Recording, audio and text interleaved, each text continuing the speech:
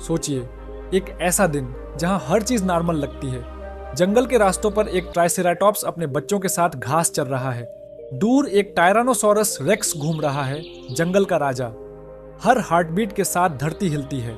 आसमान में giant flying reptiles क्वेटजलकॉटलस clouds के ऊपर से गुजर रहे हैं। ओशंस में मोसासॉरस जैसे सी मॉन्स्टर्स अपना शिकार ढूंढ रहे हैं। पर कोई नहीं जानता कि स्पेस में 6 लाख किलोमीटर दूर एक एस्ट्रॉयड हमारी तरफ दौड़ रहा है।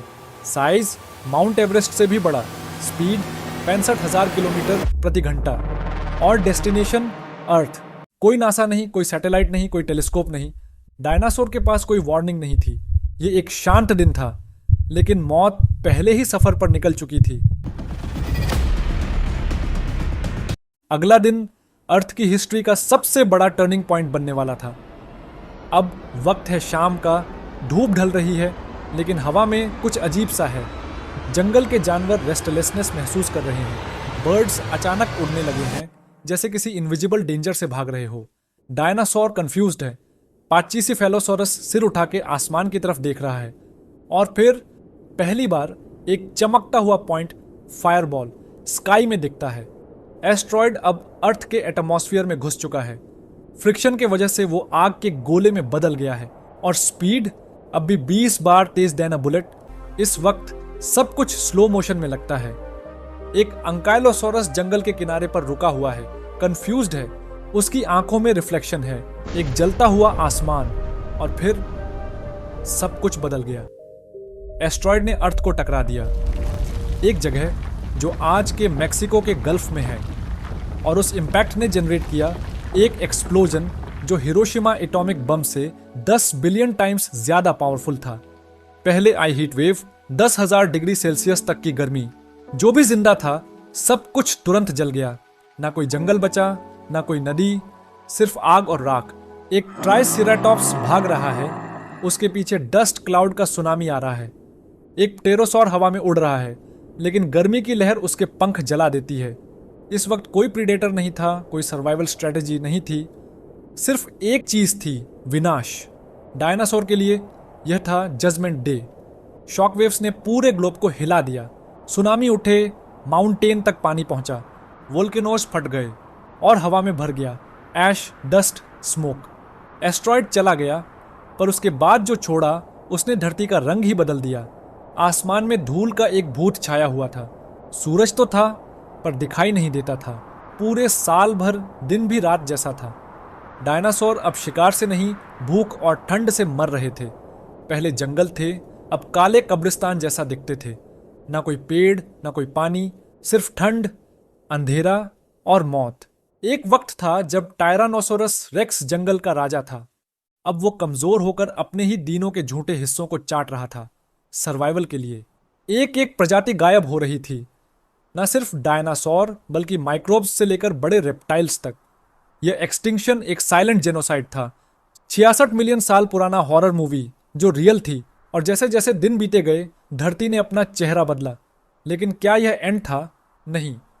इस अंधेरे के बाद एक नई रोशनी आने वाली थी, जिसका नाम है इवोल्यूशन। और जैसे जैसे दिन बीते गए, धरती ने अपना चेहरा बदला। लेकिन क्या यह एंड था? नहीं। इस अंधेरे के बाद एक नई रोशनी आने वाली थी, जिसका नाम है इवोल्यूशन। 66 मिलियन साल पहले एक एस्ट्रॉयड ने दुनिया को खामोश कर दिया था। डायनासोर, जो करोड़ सालों तक धरती के राजा थे, वो एक पल में गुमनाम हो गए। लेकिन क्या आप जानते हैं, उनकी मौत ने ही हमारी जिंदगी की नींव रखी थी। तबाही के बाद कुछ भी जिंदा नहीं बचा था। ना पेड़, ना घास, ना दीनों। बस एक सूनी वीरान धरती जिसमें ना सूरज दिखता था, ना आसमान, सिर्फ राख और सन्नाटा। लेकिन फिर वक़्त ने अपना काम शुरू किया। पहला कदम, छोटी छोटी जीव जिनके नाम शायद आपने कभी ना सुने हों। सिनेप्साइड्स और स्मॉल मैमल्स जो एस्ट्रॉयड से बच गए थे। ये क्रिएचर्स डायनासोर के राज में कोने में चुपके रहते थे। डायनो के होते हुए उनका कोई चांस नहीं था। लेकिन अब जंगल खाली था, और फिर छोटी छोटी जिंदगी ने फिर से जमीन पर कदम रखा।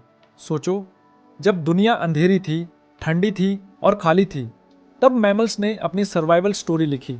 वो ठंडे में जिंदा रह सकते थे, वो रातों में काम करते थे, और सबसे बड़ी बात, वो इंटेलिजेंट थे। स्लोली जनरेशन्स बदली, छोटी छोटी चीज़ें इवोल्व होने लगी। आँखों का साइज, दिमाग का शेप, एनर्जी का इस्तेमाल, और उसी इवोल्यूशन ने जन्म दिया प्राइमेट्स को, और प्राइमेट्स से हम। यस, अगर वो एस्ट्रॉयड नहीं आता तो शायद आप ये वीडियो भी ना देख रहे होते। डायनासोर के बिना मैमल्स को स्पेस मिला, और स्पेस मिला तो लाइफ ने इनोवेशन दिखाया। लेकिन ये मत सोचना कि डायनासोर कंप्लीटली खत्म हो गए। ज़रा बाहर देखो, क्या तुमने कभी किसी कबूतर को देखा है या तोते को?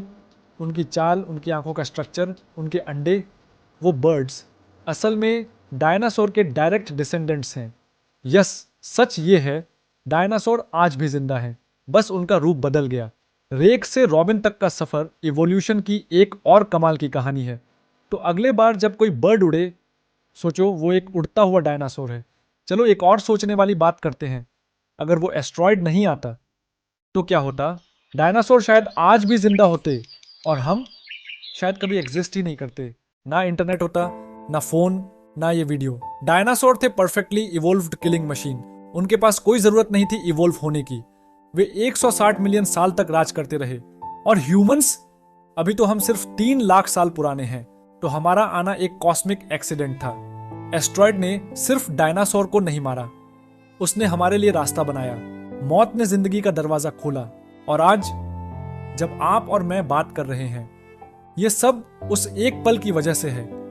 हमने अपने दिमाग से मशीनें बनाई, sky scrapers, rockets, AI, virtual reality, और आज हम खुद उस लेवल पर पहुंच गए हैं जहां हम खुद एस्ट्रॉयड बन सकते हैं। हमारी टेक्नोलॉजी इतनी ताकतवर है कि अगर हम चाहें तो किसी और स्पीशीज का चैप्टर खत्म कर सकते हैं, या एक नए युग की शुरुआत भी। इसलिए ये कहानी सिर्फ पास्ट की।